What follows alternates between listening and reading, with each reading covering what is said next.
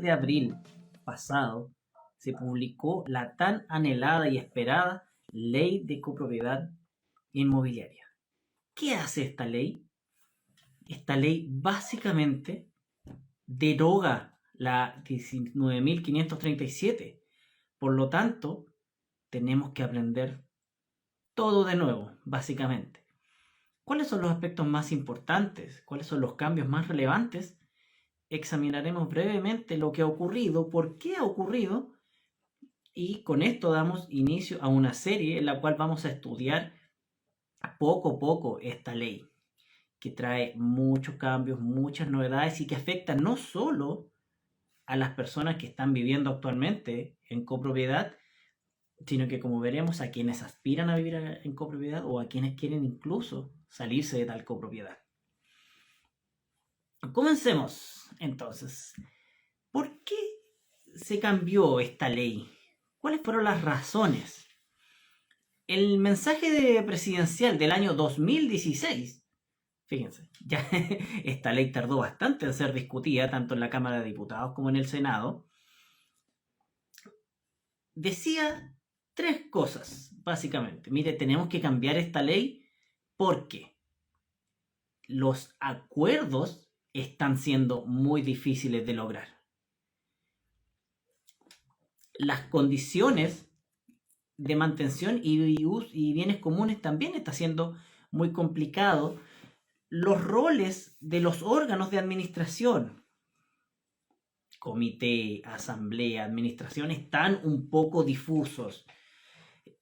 Y la participación de los residentes no propietarios, los arrendatarios, que son mayoría en muchos edificios, también está un poco rara, y eso redunda en que la ley no funcione. Entonces, el primer motivo es la administración y la adopción de acuerdos. El segundo gran motivo por el cual el gobierno de aquel entonces quiso cambiar esta ley fue que la ley de copropiedad inmobiliaria estaba siendo muy importante a nivel nacional, es decir, cómo vivimos las personas. Y planteó una estadística. En aquel entonces, esto debe haber subido desde que del mensaje presidencial, un 23% de los chilenos viven en copropiedad inmobiliaria. Es muchísimo. ¿Y cómo afecta eso a la ciudad? Fíjense que uno de los objetivos de la ley entonces era asegurar la continuidad e integración de la trama urbana y mejorar las condiciones de accesibilidad, crecimiento armónico, funcionamiento más eficiente de la ciudad en términos de servicios, conectividad, transporte y espacio público.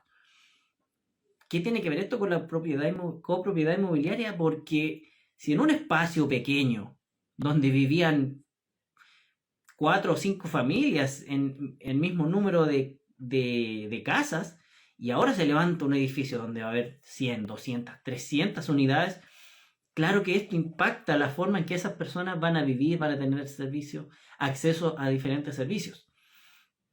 Por eso esta ley, como vamos a ver en las siguientes sesiones, modifica un poco la Ley General de Urbanismo y Construcciones. Y el tercer motivo era uno muy simple. Esta ley no la entiende nadie.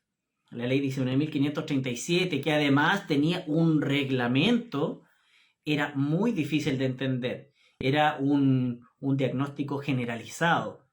Esta ley es muy difícil de aplicar y con razón, porque ¿quiénes son los llamados a aplicar esta norma? En primer lugar, el comité de administración, que son 3 o 5 personas voluntarias, vecinos mismos, que tienen su familia, su trabajo, y que difícilmente van a poder dominar una ley de copropiedad, un reglamento de copropiedad, su propio reglamento de copropiedad, más la ley y la ordenanza general de urbanismo y construcción, y que tienen que saber de derecho civil, derecho comercial, derecho tributario. Es muy difícil eso. Y tampoco los administradores, que suelen ser personas sin mucha preparación, en temas jurídicos, sí en temas prácticos que son muy abundantes, como reparación de calderas, electricidad, mantención, aseo de trabajadores.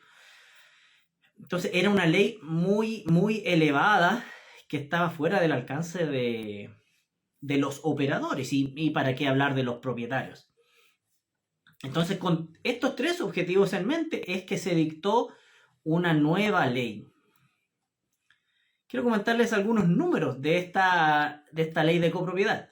Tardó 6 años desde que ingresó por medio de un mensaje presidencial, es decir, el gobierno de Michelle Bachelet ingresó eso al Congreso.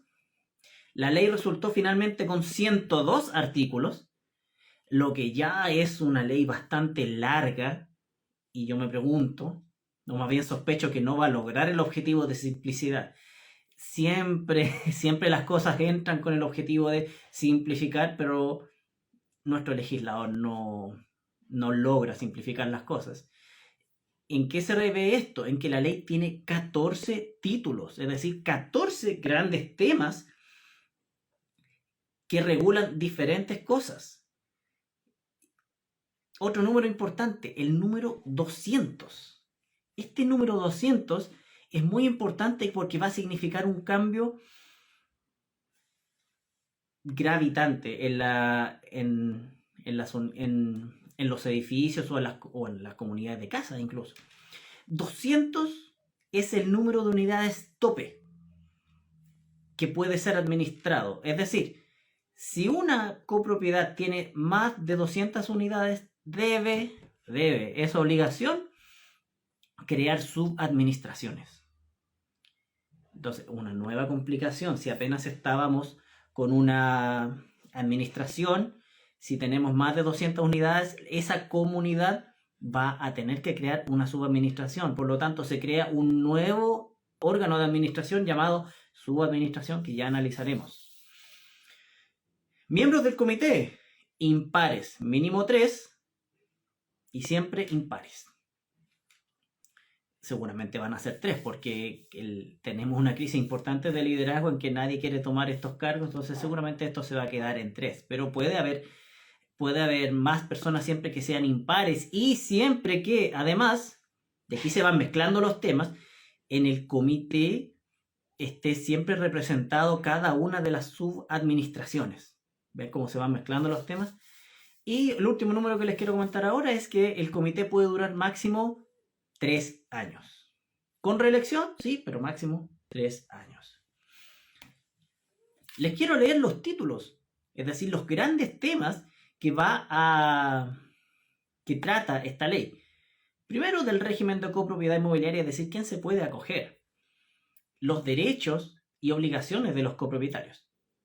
El derecho es muy sencillo, es ocupar su unidad y ocupar los bienes de uso común de acuerdo a la ley. No son mucho más. Las obligaciones son más abundantes, por supuesto.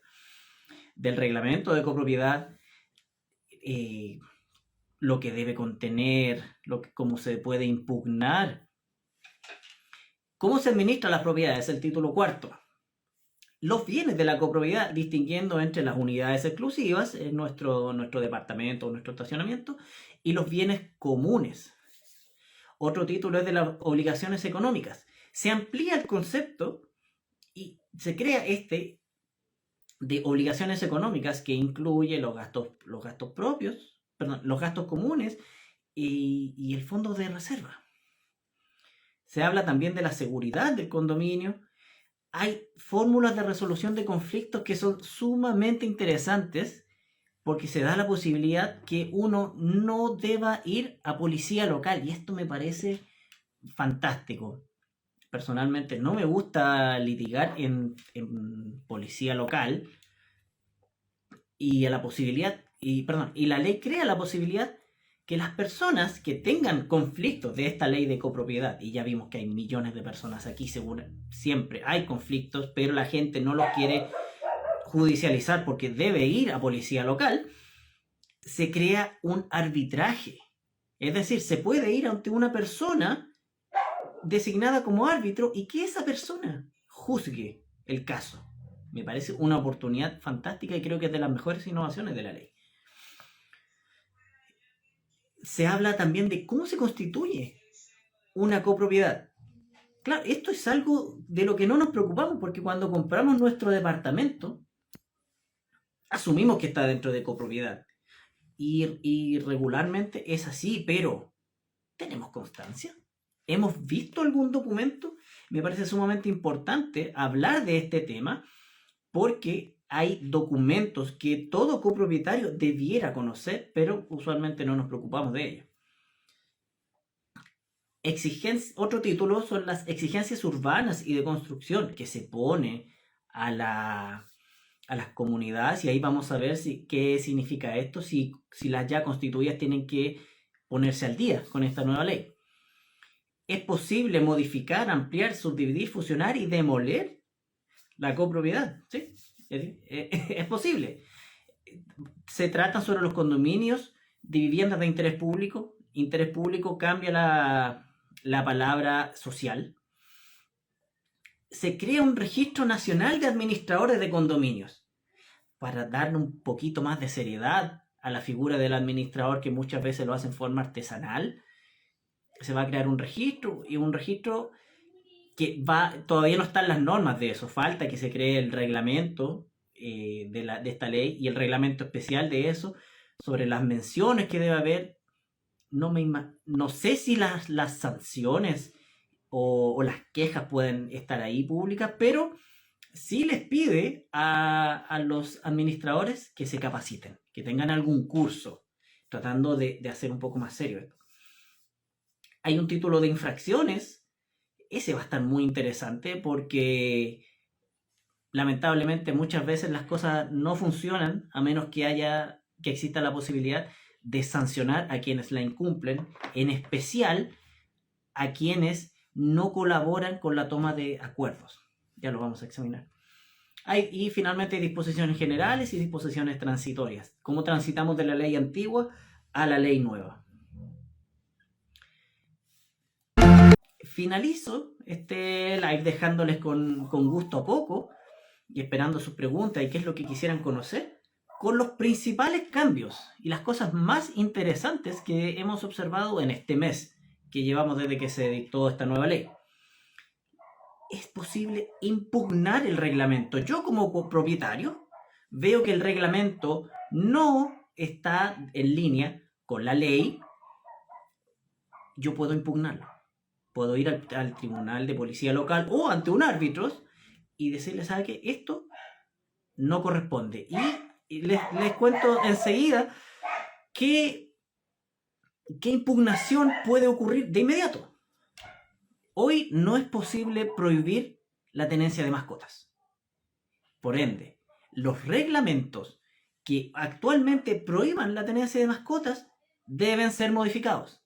Entonces, vemos como una ley nueva me impone me impone obligaciones.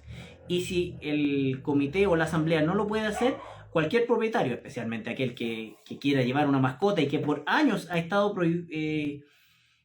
prohibido, incluso sancionado por tener mascotas, ahora puede exigir que ese reglamento cambie. Ya les comenté de la creación facultativa u obligatoria de establecer subadministraciones. Hay modificaciones en los convenios de pago. Los puede hacer el administrador, pero necesita el consentimiento del comité. Y además la ley, aquí me parece que se metió demasiado la ley. La ley establece que puede ser la primera cuota con un 30% de pie de la deuda total. Se crea la figura del arbitraje, en la cual las partes, que puede ser propietario, administrador, propietario, comité administrador, etc., pueden acudir a un arbitraje en lugar de acudir a policía local. Me gusta también que la ley acota mucho el rol del notario, porque siempre era de mucha incertidumbre cuál era el rol de esta persona. Había personas que pensaban que el notario tenía que estar en todas las reuniones, si no, la reunión no valía. Eso está bastante claro hoy en día, lo que me parece muy, muy bueno para todas las personas que viven y para el comité en especial, que es el que tiene que pagar esto cuando es necesario. es necesario en solo una ocasión. Y eso lo vamos a decir también.